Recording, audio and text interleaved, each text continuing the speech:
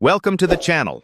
Don't forget to like, subscribe, and press the bell icon to stay updated with every new story.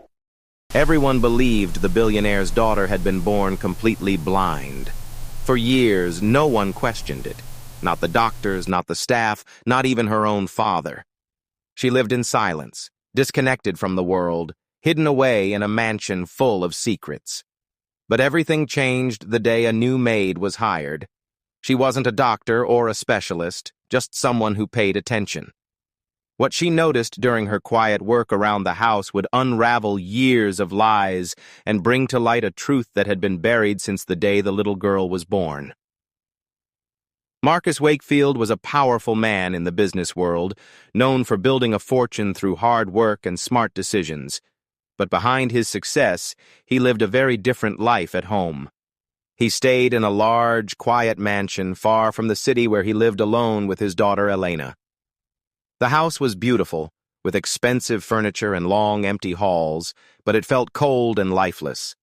Marcus had lost his wife in a helicopter crash 5 years ago, just days after Elena was born. That tragedy broke something inside him. Elena's condition made things hard. From birth, doctors said she was blind. Marcus blamed himself, and his days were filled with quiet routines, sadness, and constant worry about her future. Despite bringing in specialists from around the world, nothing changed. Elena rarely spoke. She didn't play. She didn't laugh. Most of her time was spent sitting alone, often by the large living room window, feeling the breeze and listening to distant sounds. Her eyes, though blind, always stared into space, never focusing on anything. Marcus often sat across the room, silently watching her, feeling helpless. He read to her, told her stories, even played music, but she rarely reacted. Only once in a while she would tilt her head or frown slightly, and those small gestures were all he had to hold on to.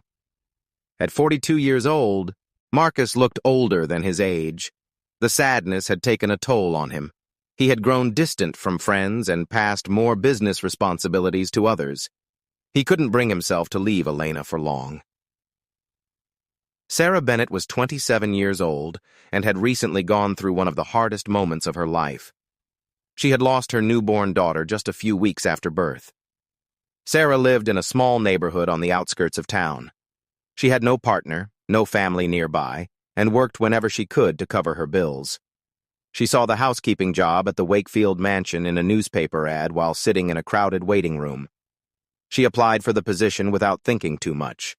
Part of her just wanted to be somewhere new, far away from the pain that stayed inside her apartment. When Sarah arrived for the interview, she felt nervous, but focused. Marcus had interviewed several people before. Most had excellent references and professional experience, but something always felt off to him.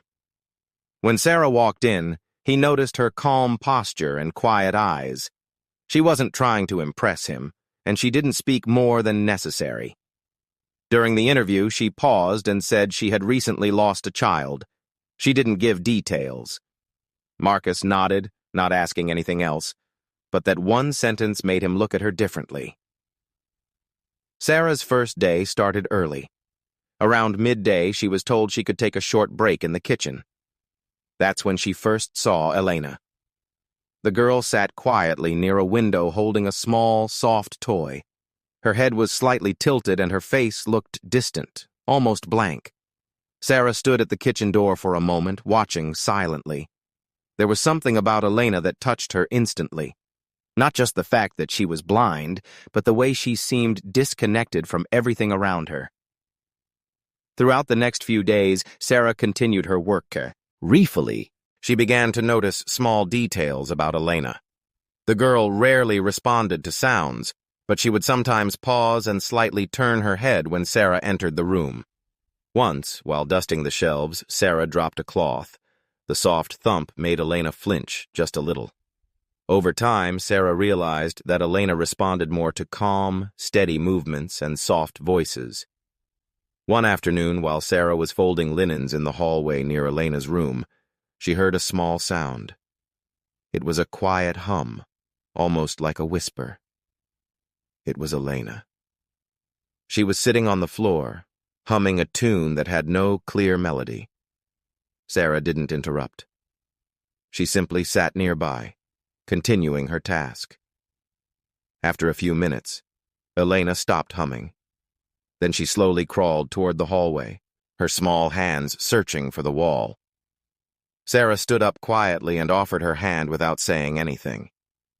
Elena's hand stopped mid-air and hovered near Sarah's. Then, carefully, Elena touched her fingers to Sarah's. Sarah was dusting the shelves in Elena's room, taking her time and working quietly. She heard something soft, almost like a whisper. Sarah turned slightly and looked at Elena. The little girl was gently moving her lips, murmuring something while hugging the teddy bear close to her chest. Sarah leaned in just enough to listen. Elena's voice was slow and barely audible, but it was real. She wasn't just making sounds, she was speaking. As Sarah watched, she noticed something strange. Elena's head moved slightly every time there was a sound.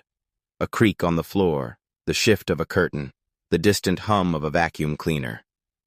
Elena reacted to all of it with subtle, accurate movements. Her reactions seemed almost too sharp for someone who had never seen before. Sarah started testing things gently. She opened a small drawer, then closed it slowly. She stepped lightly, and then tapped her shoe. Each time, Elena reacted with small, accurate movements. Sarah took out her phone to check the time and accidentally turned on the flashlight. The beam of light crossed in front of Elena's face for just a second. In that moment, Sarah thought she saw a movement. Elena's eyelids twitched. Her pupils shifted slightly. It was fast and faint, but it happened. Sarah's heart jumped. She turned the flashlight off and waited a moment. Then she turned it on again and gently waved her phone side to side in front of Elena's face. The girl didn't move her head, but her eyes flickered again as if they were trying to follow something. Sarah couldn't get the moment with the flashlight out of her mind. The next morning, she returned to Elena's room while the girl sat in her regular spot on the soft rug near the window. Sarah pushed the window open just a little. A breeze entered the room with light brightness. Elena turned her head slightly in that direction. That was not a sound. That was not a touch. It was a reaction to light. Later that day, Sarah tried another small experiment. She waited until Elena was sitting calmly in the hallway, holding her teddy bear. Sarah grabbed her phone again and turned on the flashlight, then slowly moved her hand back and forth between the light and Elena's face, casting shadows. Elena didn't react right away, but after a few seconds, her eyes followed one of the shadows. Sarah repeated it carefully, slower this time. Again, Elena's gaze shifted barely, but it did. One afternoon, while tidying up the bathroom cabinets, Sarah noticed a wooden box placed behind some towels. Inside were several small bottles of eye drops. The labels were partially peeled off, but she could read the name of the doctor. Each bottle had dates going back several years. There were no clear instructions, no reason listed, only the dosage. Sarah checked the dates again. Something didn't feel right. She searched the name of the medicine discreetly on her phone. What she found made her stomach turn. The compound was used in treatments that reduced eye pressure, but had also been reported in rare cases to affect pupil response and even light sensitivity if used long-term, especially in children. Sarah started to wonder if someone had made a mistake, or worse, if Elena had been misdiagnosed. Could the drops have been blocking some of her natural vision all this time? Sarah had waited long enough. She waited until the house was calm and still. She found Elena sitting cross-legged on the rug in her room, gently rocking her teddy bear. Sarah sat across from her and gently pulled a small flashlight from her pocket. "Elena," she said softly, "I'm going to shine a little light. Tell me if you feel anything, okay?" Slowly, gently, Sarah raised the flashlight and pointed it straight into Elena's eyes, her heart pounding with fear and hope. For a few seconds, nothing happened. But then, out of nowhere, Elena blinked. It was slow, almost like she was confused by something. Then she blinked again, this time faster, as if reacting to the brightness. Sarah felt her breath catch in her throat. "Elena, can you feel that?" she whispered. The room was completely silent. Elena tilted her head, her eyebrows tightening just a little. Then, in the smallest, most fragile voice, she said something Sarah wasn't ready for. "I think I saw a light. Mommy." The words were broken and shaky. Sarah froze. Elena had never called anyone that before, not even once. Sarah's eyes filled with tears immediately. Elena had reached out in the only way she knew how. Sarah leaned forward and gently placed her hand on Elena's shoulder. "I'm here," she said, her voice trembling. "You're safe." Elena didn't pull away. She stayed still, then slowly leaned forward until her head rested lightly against Sarah's cheek. Saint. It was a small gesture, but for Sarah, it meant everything. Sarah was standing in Elena's room, holding the flashlight again. She aimed the light gently toward Elena's eyes, moving it slowly to see if there would be another reaction. Elena blinked again just like before and turned her head slightly as if following the brightness. Before Sarah could speak, a loud voice came from the hallway. "What are you doing?" It was Marcus. He stepped into the room quickly, his face red with anger and confusion. "What is that in your hand?" he shouted. Before Sarah could defend herself, Elena suddenly stood up and for the first time in her life ran straight toward someone. She ran to Sarah. Elena wrapped her arms around Sarah's waist and held on tightly. Marcus was completely stunned. He had never seen his daughter move like that, never seen her walk with purpose, let alone run. "Elena," he said, unsure of what was happening. The girl stayed quiet for a moment, still holding Sarah. Then, with a small, shaking voice, she said the words that would change everything. "I saw a light." Marcus blinked, completely confused. "What did you say?" he asked. Elena turned her head slightly toward his voice and repeated it. "I saw a light." Slowly, without saying much else, Marcus nodded and spoke in a low voice. "Stop giving her the eye drops, at least for now." The following days were filled with quiet changes. Sarah stopped giving Elena the drops exactly as Marcus allowed. By the second day, something began to shift. Elena started responding to light more frequently, especially sunlight. Sarah opened the curtains during the morning, and Elena turned her head toward the bright window, pausing and keeping her face in that direction for several minutes. Later that afternoon, Sarah sat down with Elena using simple flashcards, just big white cards with black shapes. Slowly, she held each one U-P. At first, Elena did nothing, but then after a long pause, she lifted her hand and pointed toward the circle. Marcus, watching from behind, stepped closer. "She saw that," he whispered. Each day brought something new. The progress was slow but steady. One afternoon, Sarah placed 3 toys in front of Elena, a soft ball, a toy car, and a plastic duck. Without saying anything, she nudged the duck gently, and Elena smiled. Then she pointed at it. Marcus was nearby, and for a few seconds he said nothing.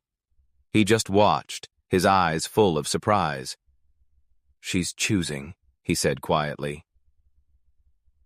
That night, Elena sat with Sarah by the window, and instead of just staring blankly, she began asking small questions. "What color is that?" she asked, pointing toward a blanket. It shocked them both. One morning, as sunlight filled the hallway, Elena walked toward the brightness without help. She didn't stumble or hesitate. She moved with quiet confidence, stretching her hand out toward the light coming through the window. "She's not afraid anymore," Sarah said gently. Marcus sat down nearby, his face pale. I don't know how we missed it all these years, he finally said. By the end of the week, the atmosphere in the mansion had changed completely. It was no longer silent and heavy. It felt lighter, more alive. Elena now responded to colors, shapes, even simple gestures. She smiled more. She laughed softly when Sarah tickled her or told silly stories. Sarah needed answers. One evening after Elena had gone to sleep, Sarah took one of the small glass bottles from the cabinet. She placed it in a plastic bag and hid it carefully in her purse. The next morning, Sarah stepped out for a few hours.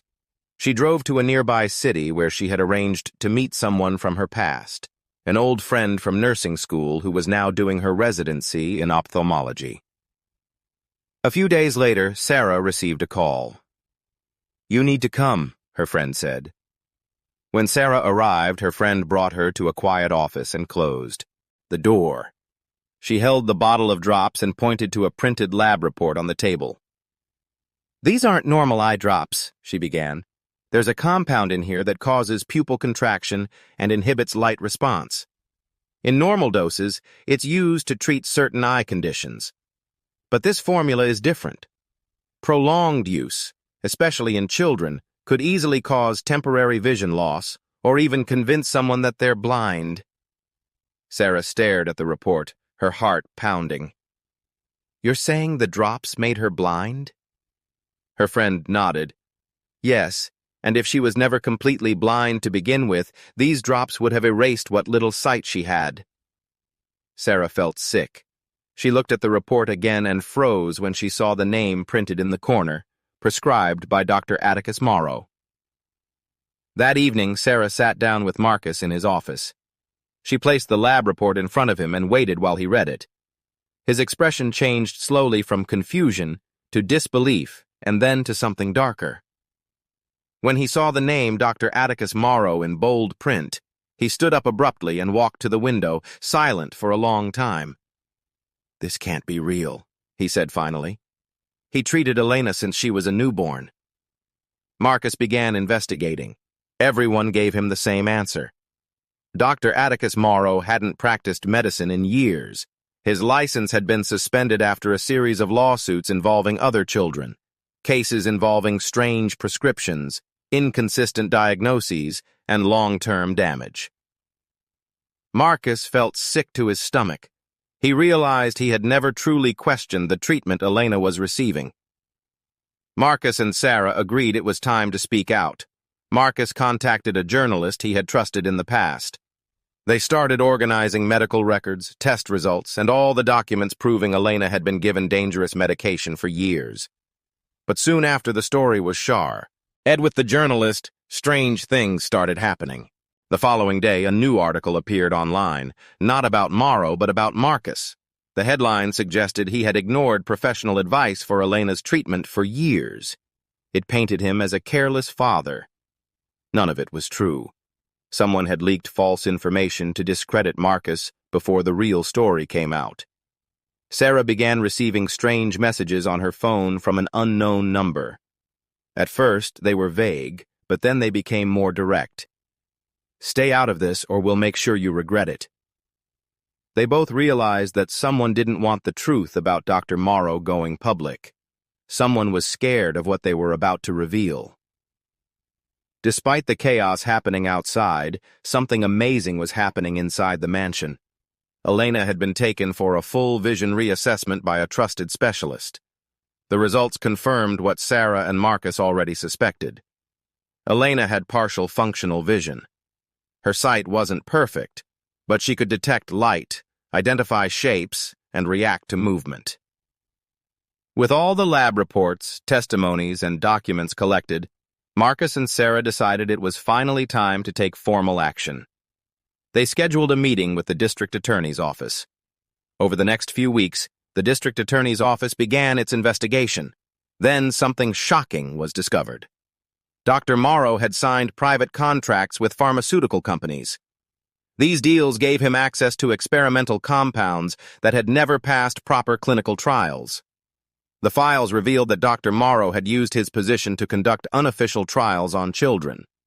When this evidence was brought to light, The district attorney approved the opening of a formal criminal case. Soon after, the media picked up the story. At first, it started on local news, but then national outlets followed. With the story gaining attention, more families began to come forward. Parents who had seen unexplained changes in their children's vision started to ask questions. Sarah became an unexpected spokesperson. She talked about how she met Elena, what she had observed, and how small details led her to question everything. Her calm, honest way of speaking touched people. Years passed. Elena grew into a confident teenager with a clear purpose. She kept drawing, painting, and learning more about art every day. By the time she turned 18, Elena had been accepted to an art academy. A few years later, she held her first public art exhibition. It featured paintings inspired by her childhood journey. Elena stood in front of a microphone and prepared to give a short speech. She looked out at the audience, took a breath, and began speaking. "People often ask me when I saw light for the first time," Elena said. "They expect me to talk about flashlights or sunlight or my first drawing. But the truth is, the first light I ever saw didn't come from my eyes. It came from her heart." She pointed to Sarah. The room went completely silent. Sarah covered her mouth, moved to tears. Marcus placed his arm around Sarah's shoulder. That night, the gallery stayed full until closing. Elena's art sold quickly, but more than the colors or strokes, people came for the story behind it, a story of truth, love, and second chances. And in the center of it all was Elena. No longer just the silent girl, but the artist who had learned to see.